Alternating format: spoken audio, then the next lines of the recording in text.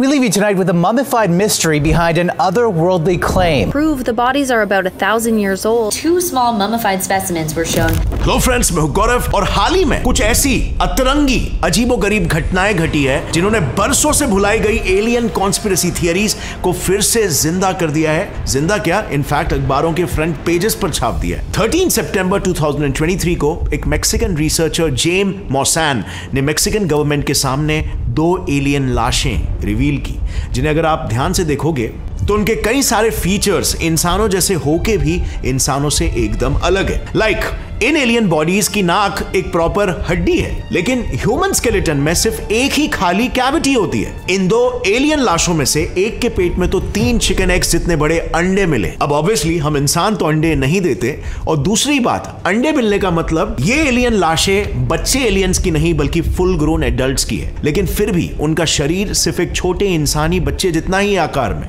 And then इंसानों के comparison में उनका स्कल, उनका खोपड़ा भी काफी अतरंगी है, अनयूजुअल तरीके से इलोंगेटेड है, and last but not the least उनके हर पंजे पर 5 के बजाय सिर्फ 3 उंगलियां हैं। बट यही विचित्र घटना है यहीं पर खत्म नहीं होती। जाने माने फॉरेंसिक एक्सपर्ट होजे बेनिटेस, जिन्होंने बाय द वे इन लाशों का एक्सरे और सीटी स्कैन किया है, वो भी ये कह रहे हैं कि ये दोनों एलियन लाशें एकदम असली है। सो क्या फाइनली फ्रेंड्स एलियंस का एग्जिस्टेंस प्रूव हो चुका है?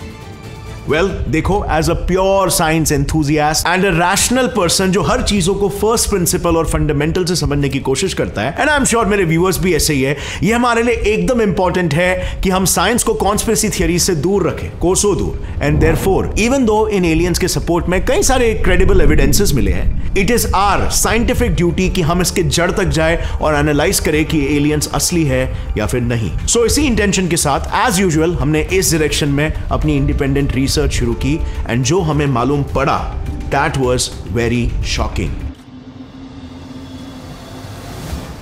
सो सबसे पहले हमें अपने रिसर्च में यह पता चला कि मैक्सिकन गवर्नमेंट को एक्चुअली में 2 एलियन लाशें मिली है, और वो आज से 1000 साल पहले साउथ अमेरिका के एंशियंट नास्का ट्राइब के साथ रहते थे। ये कनेक्शन साइंटिस्टों ने जोड़ा है। दरअसल 2017 में रिसर्चर यूएफओलॉजिस्ट जेमी मॉसान और उनकी टीम पेरू के नास्का सिटी में एलियंस की खोज कर रहे थे। अब स्पेसिफिकली नास्का इसीलिए क्योंकि नास्का में एक जगह है कॉल्ड नास्का लाइन्स, जहां पर कुछ इस तरह के जायंट इंस्क्रिप्शंस बने हुए हैं, और वहां के लोगों का यह मानना है कि इंस्क्रिप्शंस एलियन सिविलाइजेशन ने बनाए। और इसीलिए मॉसान को लगा कि उन्हें अगर एलियंस के एग्जिस्टेंस का कोई बड़ा सबूत ढूंढना है तो उसके लिए नास्का एक परफेक्टली आइडियल जगह होगी। और वेल, हुआ भी कुछ ऐसा ही। मॉसान जब इन नास्का लाइंस पर रिसर्च कर रहे थे तब उन्हें यही 2 लाशें मिली जो करीब 1000 साल पुरानी थी और पृथ्वी पर मौजूद किसी भी इंसान या जानवर से मेल नहीं खा रही थी। अब जैसे ही उन्हें ये लाशें मिली, तुरंत उन्होंने इन लाशों को अपने होम कंट्री मेक्सिको शिप कर दिया। अब मेक्सिको पहुंचते ही वहां के ऑटोनॉमस नेशनल यूनिवर्सिटी में उन दोनों लाशों पर कुछ टेस्ट परफॉर्म किए, जिसके बाद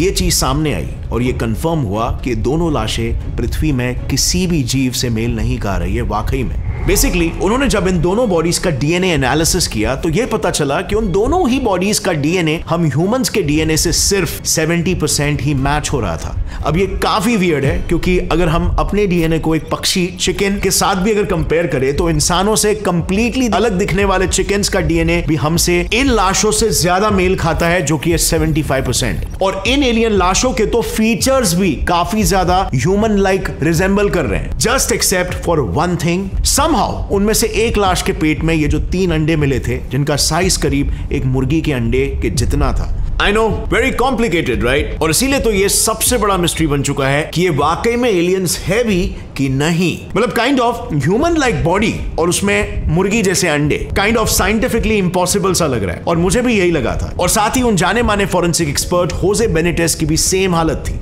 इस केस के विचित्रपन को देखकर उन्हें ऐसा शक था कि शायद ये दोनों भी लाशें मॉसान ने कई सारे जानवरों की हड्डियों को जोड़ तोड़कर ये मेकशिफ्ट एलियन ममीज बनाई है, और इसीलिए उन्होंने मॉसान के सामने इन दोनों भी बॉडीज को स्टडी करने की डिमांड की। परमिशन मिलते ही उन्होंने तुरंत दोनों बॉडीज के सीटी स्कैन और एक्सरे रिपोर्ट्स निकाले, जिसके रिपोर्ट्स काफी शॉकिंग निकले, क्योंकि इन टेस्ट में हो गया दूध का दूध और पानी का पानी। सबसे पहले ये बॉडीज कोई मेकशिफ्ट बॉडीज नहीं थे, बल्कि पूरी तरीके तरीके से एक ही जीव के स्केलेटन्स थे। और सेकेंडली, उनमें से जो एक बॉडी के पेट में अंडे थे वो वाकई में एक फीमेल बॉडी थी।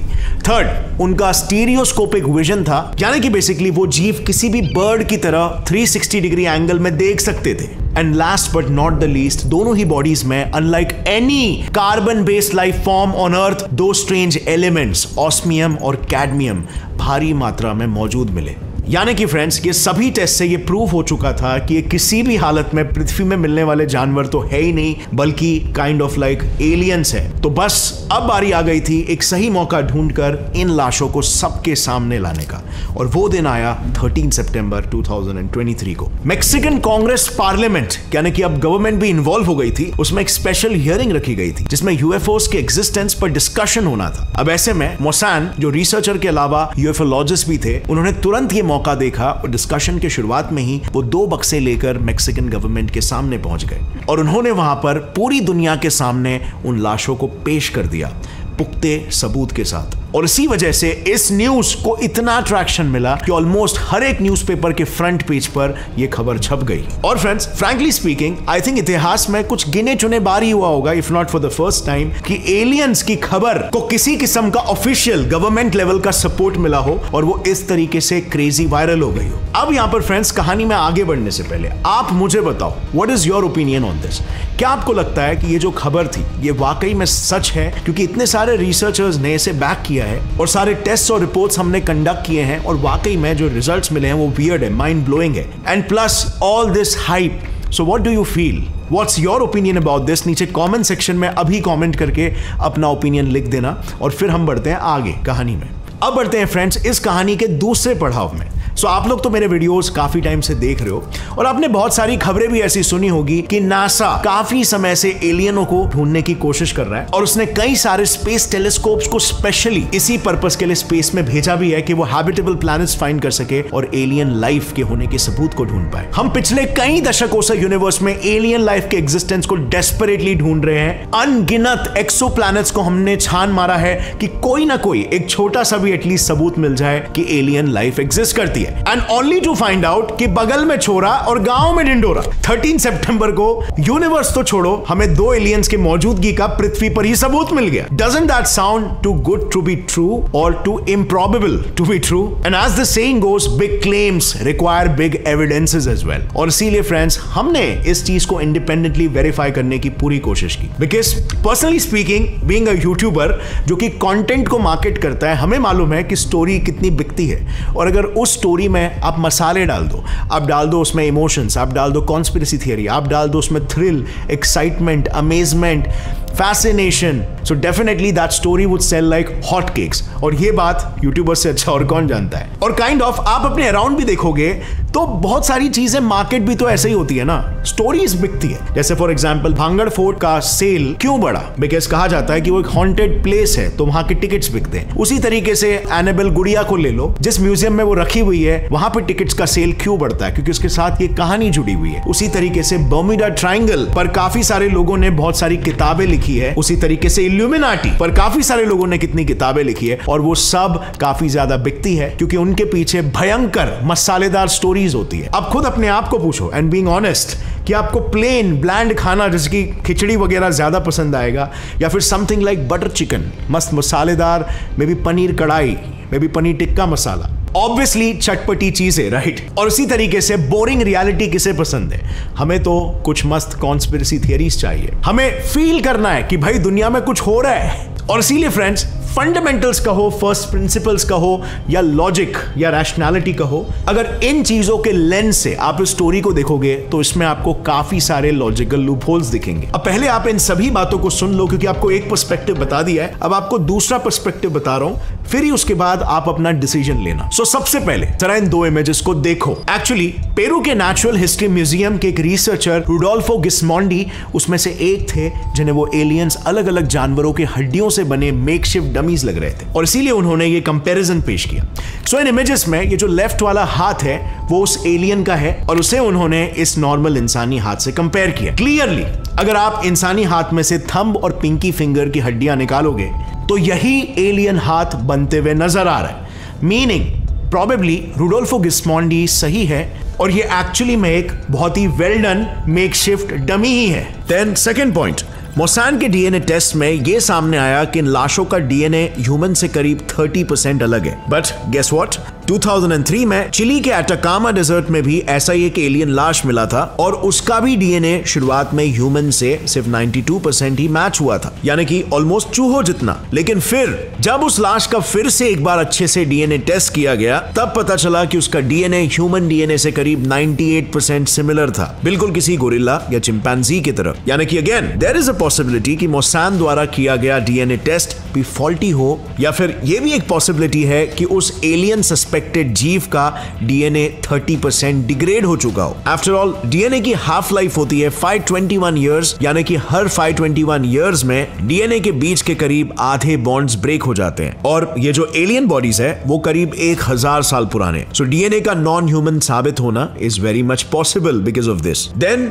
द थर्ड पॉइंट, आपको याद होगा कि मोसान ने इन दोनों एलियन लाशों के डीएनए टेस्ट मेक्सिको के ऑटोनॉमस नेशनल यूनिवर्सिटी में परफॉर्म करने का दावा किया था। Well guess what, Metropolitan Autonomous University जो ऑटोनॉमस नेशनल यूनिवर्सिटी के साथ कोलैबोरेशन में ही अपने सारे टेस्ट कंडक्ट करती है, उसके research reinforcement director Rafale para ने सीधा ये कहा है कि यहां पर ऐसे किसी भी तरह के एलियन डीएनए टेस्ट कंडक्ट ही नहीं हुए हैं। ये सब एक कंप्लीट नॉनसेंस है। यानी कि एक ये भी पॉसिबिलिटी है कि यूएफओलॉजिस्ट जेमी मोसान ने कोई डीएनए टेस्ट कंडक्ट ही नहीं किया और वो अपनी एलियन कॉन्स्पिरेसी थियरीज को सही साबित करने के लिए झूठ बोल रहा है। इसके बाद आते हैं फ्रेंड्स फोर्थ और मोस्ट इंपॉर्टेंट पॉइंट पर, विच इज इन लाशों में भारी मात्रा में ऑस्मियम एंड कैडमियम पाया गया। देखो, हमें बेसिक स्कूल लेवल केमिस्ट्री में कई बार ये पढ़ाया गया है कि ऑस्मियम और कैडमियम काफी रेयर एलिमेंट्स हैं, not just on earth but पूरे ब्रह्मांड में। सो अगर एक समय के लिए हम मान भी ले कि इस ब्रह्मांड में हम अकेले नहीं हैं और हमारे अलावा इस ब्रह्मांड में लाखों करोड़ों एलियन सिविलाइजेशन मौजूद है, फिर भी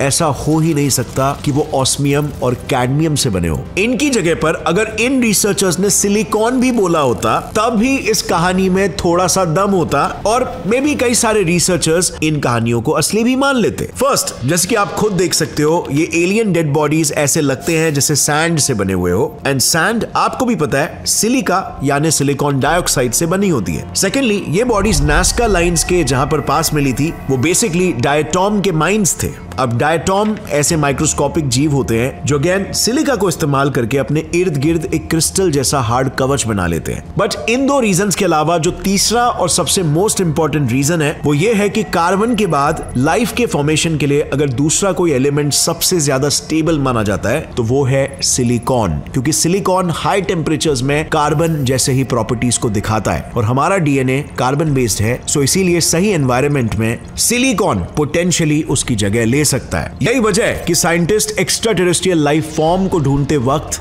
silicon based different life forms के परम्यूटेशन और कॉम्बिनेशंस की पॉसिबिलिटी को कंसीडर करते हैं। अभी आपको पूरी तरीके से समझ में नहीं आया है तो एकदम बेस लेवल पे इस कॉन्सेप्ट को समझते हैं। तो लाइफ एग्जैक्टली क्या है? अगर आप थोड़ा सा गौर से सोचोगे तो लाइफ एक तरह का सिस्टम है जो आसपास के वातावरण से इंटरैक्ट तो करता है but at the same time वो एक सेल्फ डिपेंडेंट और आइसोलेटेड सिस्टम है। लाइक फॉर एग्जांपल हमारे खुद के शरीर को ही ले लो। हमारा ब्रेन हार्ट और लंग्स को चलाता है ताकि वो ब्लड के जरिए ऑक्सीजन पूरे शरीर में पहुंचाए, and at the same time heart और लंग्स साथ में काम करते हैं और ऑक्सीजन ब्रेन तक पहुंचाते हैं, इसीलिए ब्रेन चलता है। यानी कि इन तीनों का चलना एक तरह से एक दूसरे पर डिपेंडेंट है और हमारी स्किन इसी सेमी ऑटोमेटिक सिस्टम को आसपास के इंटरफियरिंग वातावरण से आइसोलेटेड रखती है। सेम चीज आप एक बेसिक सेल के लेवल में भी देख सकते हो जहां पर सेल वॉल्स वो वॉल बनते हैं जो सेल के अंदर के इंटरनल सिस्टम्स को एक्सटर्नल वर्ल्ड से आइसोलेटेड रखते हैं। अब लाइफ के इस डेफिनेशन से ना दो और प्रोफाउंड सवाल पैदा होते हैं। पहला, तो आखिर इतना सोफिस्टिकेटेड सिस्टम काम कैसे करता है? और दूसरा, अगर इस ब्रह्मांड में कोई लाइफ एग्जिस्ट करती है तो वो कार्बन के अलावा और दूसरे कौन से एलिमेंट्स चुन सकती है, जैसे हमने अभी कुछ ही टाइम पहले सिलिकॉन के बारे में बात किया। तो फ्रेंड्स, इस सवाल का जवाब बिल्कुल सिंपल है, इतना सिंपल कि एक नॉन साइंटिफिक इंसान भी अपने मुंह पे याद रख सकता है। देखो, अगर आपने लिटरली 8th या 9th ग्रेड की साइंस टेक्स्ट बुक भी पढ़ी होगी तो आपको पता होगा इस ब्रह्मांड में सिर्फ 83 एलिमेंट्स ऐसे हैं जो रेडियो एक्टिव नहीं है बल्कि स्टेबल है। सो नॉर्मली आप अपने आसपास जिन भी चीजों को देखते हो वो सारे इन्हीं 83 एलिमेंट्स के परम्यूटेशन कॉम्बिनेशन से बने होते हैं। अब ये चीजें आखिर बनती ही क्यों हैं? क्यों ये कॉम्बिनेशंस बन रहे हैं? The reason is activation energy, जो किसी चाबी वाले खिलौने की तरह इन एलिमेंट्स में जान भर देती है। सो गाइस, मैं हमेशा फंडामेंटल्स की बात करता हूं कि अगर आप फंडामेंटल समझ जाओगे तो आपको उस पूरे सब्जेक्ट का कॉन्सेप्ट समझना इजी हो जाता है। और यहां पर ऐसा ही एक फंडामेंटल है केमिस्ट्री का, जो ये कहता है कि किसी भी एलिमेंट का एंड गेम होता है कि वो फिलहाल जिस स्टेबिलिटी लेवल पर है वो उससे और भी ज्यादा स्टेबल हो सके। So elements naturally gear towards stability. जैसे इंसान, आदमी या औरत, अगर आदमी है तो एक औरत की तरफ ग्रेविटेट होता है ताकि वो एक स्टेबल बॉन्ड बना सके, which is a marriage. And same thing goes for females as well. So ये इसे समझने का इजी तरीका है। So coming back to chemistry, chemistry में कोई भी केमिकल रिएक्शन आप उठा के देख लो, हमेशा रिएक्ट करने वाले एलिमेंट्स की एनर्जी रिएक्शन के एंड में बने प्रोडक्ट्स की एनर्जी से ज्यादा होती है। यानी कि आपस में रिएक्ट करते ही वो एक दूसरे की जरूरतों को पूरा करके स्टेबल या शांत बन जाते हैं। बट एक सेकेंड, अगर यही एंड गोल है तो आज 13.7 बिलियन सालों बाद भी इस ब्रह्मांड के सभी एलिमेंट्स स्टेबल क्यों नहीं हो गए? वो आज भी एक दूसरे से रिएक्ट कर करके नई नई चीजें क्यों बना रहे? वेल, द रीजन इज ये जो रिएक्टेंट्स से प्रोडक्ट्स बनने का रास्ता है ना, उसके बीच में एक एक्टिवेशन एनर्जी का पहाड़ होता है। और एग्जैक्टली इसी के बेसिस पर हम उन 80 एलिमेंट्स को 3 कैटेगरीज में बांटते हैं। कुछ एलिमेंट्स के रास्ते में ये एक्टिवेशन एनर्जी का पहाड़ बहुत ही छोटा होता है। सो वो रूम टेम्परेचर की जो हीट है उसमें भी आपस में रिएक्ट करके प्रोडक्ट्स फॉर्म करने लगते हैं। देन कुछ एलिमेंट्स का ये पहाड़ इतना ऊंचा होता है कि उसे पार करने के लिए हजारों डिग्री सेल्सियस जितनी हीट एनर्जी की जरूरत होती है।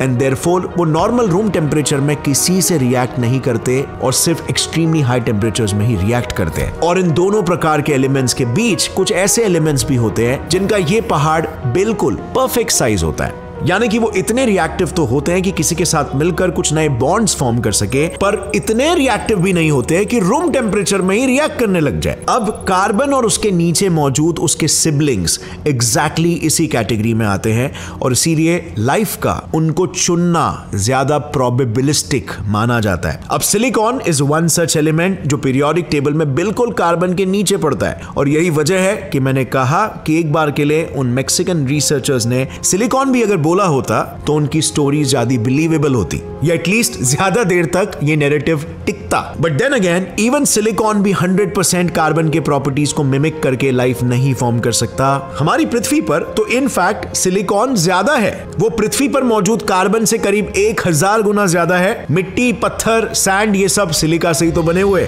येट इतने अबंडेंस और पृथ्वी के स्टेबल वातावरण होने के बाद भी लाइफ ने कार्बन को चुना instead of silicon. So this adds to the fact कि इवन सिलिकॉन के लिए भी लाइफ को पैदा करना बहुत मुश्किल है। और इसीलिए ऑस्मियम और कैडमियम की तो बात ही छोड़ दो। ऊपर से इस पूरे मैक्सिकन एलियन वाली कहानी का सबसे बड़ा क्लाइमैक्स पता है क्या है? पेरू की नास्का सिविलाइजेशन, जिन्होंने by the way no Nazca lines बनाए थे, उनके एक मिस्टीरियस रिलीजियस रिचुअल के तहत वो अपने बच्चों के सर पर एक काफी टाइट कपड़ा बांधा करते थे और उसकी वजह से उनके सर में ऐसे परमानेंट डिफॉर्मेशंस पैदा हो जाते थे। Plus another thing connects over here, अगर अनफॉर्चुनेटली किसी वजह से उन बच्चों की मौत हो जाती तो उन्हें कैडमियम क्लोराइड के जरिए मम्मीफाई किया जाता था। यानी कि there is a strong possibility कि मेक्सिको के ये एलियंस एक्चुअली में नास्का बच्चों के ममीज हैं। और इस पूरे कॉन्स्पिरेसी थियरी के पीछे का एक्चुअल फैक्ट हमें साइंस में नहीं बल्कि हिस्ट्री में मिलेगा।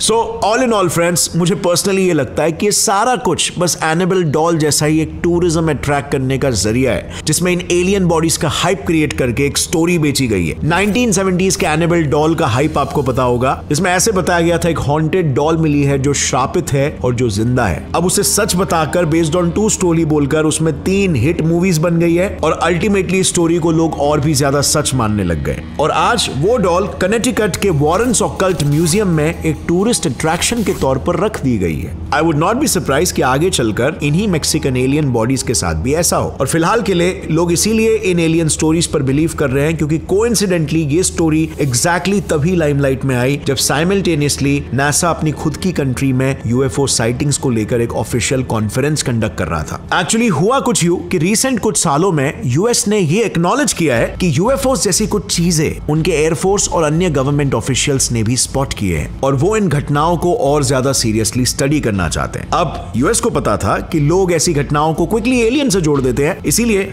आपको शायद ये पता नहीं होगा पर नासा ने अपने पूरे कॉन्फ्रेंस में कहीं पर भी यूएफओ ये शब्द इस्तेमाल ही नहीं किया। उन्होंने हर जगह पर यूएपी यानी अनआइडेंटिफाइड एरियल फिनोमेनन ये शब्द इस्तेमाल किया था, क्योंकि पास्ट में ऐसे कई यूएपीज हो चुके हैं जिनकी वजह से प्लेन एक्सीडेंट्स हुए हैं। 24 जून 1982 को ब्रिटिश एयरवेज फ्लाइट 009 इंडोनेशिया के एक वोल्केनिक रीजन के ऊपर से उड़ रही थी कि अचानक से उसके चारों इंजन्स फेल हो जाते हैं और इसीलिए इस फ्लाइट की जकार्ता में इमरजेंसी लैंडिंग करवानी पड़ी।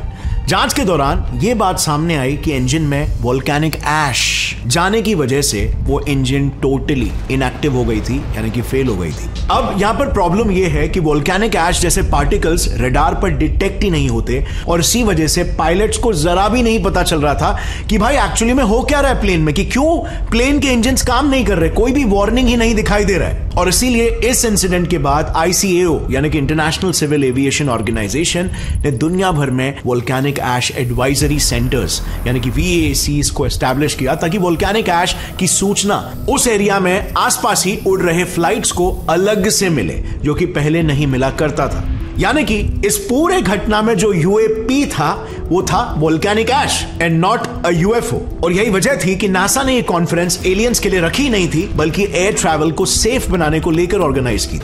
वो दूर दूर तक मैक्सिकन एलियन बॉडीज से रिलेटेड नहीं है। और ऊपर से सिंस मैक्सिकन गवर्नमेंट ने अब तक किसी दूसरी कंट्री के रिसर्चर्स को इन स्पेसिमेंस पर रिसर्च करने की परमिशन नहीं दी है, तो करंटली ये सारा मामला काफी मर्की है। अगर ये लोग इन्हीं बॉडीज को दूसरे कंट्रीज के साइंटिस्ट या रिसर्चर्स को एक्सप्लोर करने देते हैं तो हमें भी काफी सारे अनआंसर्ड क्वेश्चंस के आंसर्स मिल जाएंगे। क्वेश्चंस लाइक अगर वो एंशिएंट नास्का ट्राइब के बच्चों के ममीज है और इसीलिए साइज में छोटे हैं तो फिर उन एलियंस के पेट में वो एग्स कैसे आए। एंड देन ह्यूमन स्केलेटन्स में नाक में कोई हड्डी नहीं होती, बस सिर्फ एक ही कैविटी होती है, तो फिर इन ममीज में नाक की एक अलग हड्डी कैसे आई। अब इन सारे सवालों के जवाब तो हमें आगे ही मिलेंगे फ्रेंड्स, बट अभी के लिए मैं पर्सनली ये मान के चल रहा हूं कि यहां पर उनके वाकई में एलियंस होने के चांसेस एक्सट्रीमली कम है। And this is based on my understanding of astrophysics and astrobiology. In fact आपको ये पर्सपेक्टिव कभी भी नहीं भूलना चाहिए, साइंस की दुनिया का हो या फिर स्पिरिचुअलिटी की दुनिया का हो या रिलीजन की दुनिया का हो, दुनिया में हमेशा every facet of today's world is interlinked, is intertwined with economics. और इकोनॉमिक्स वो एक फील्ड है जो इन सभी फील्ड के साथ अपने तारों को जोड़ता है और इस पूरे के पूरे नेटवर्क के तार जुड़े हुए हैं आपसे थ्रू द तार कॉल्ड स्टोरीज, जो कि इंसानी दिमाग की लैंग्वेज है और इंसानी दिमाग की सबसे बड़ी वल्नरेबिलिटी भी हो सकती है अगर वो स्टोरी में आपने रैशनैलिटी को नहीं ढूंढा और proper cause and effect based analysis नहीं किया। और इसी थिंकिंग के बेसिस पर फ्रेंड्स रिसेंटली हमने इसरो चेयरमैन के क्लेम्स कि साइंस में ऐसे कई सारे कॉन्सेप्ट्स हैं जो सबसे पहले इंडियन वेदास में लिखे गए थे, इसे भी क्रॉस वेरीफाई करके देखा, जिसके ऊपर मैंने ऑलरेडी एक वीडियो यहां पर बनाई है, जिसे पूरा समझने के लिए आप यहां पर क्लिक करके देख सकते हो। काफी इंटरेस्टिंग वीडियो है। और अगर फ्रेंड्स आपको इस वीडियो से कुछ भी नया सीखने मिला, एक लाइक जरूर ठोकना। Get set fly science channel को सब्सक्राइब कर लो और बेल नोटिफिकेशन दबाओ। ये चैनल हमेशा आपको याद दिलाते रहेगा कि क्यूरियोसिटी बहुत ही इंपॉर्टेंट है लाइफ में। See you next time. As always, stay curious, keep learning and keep growing. जय हिंद।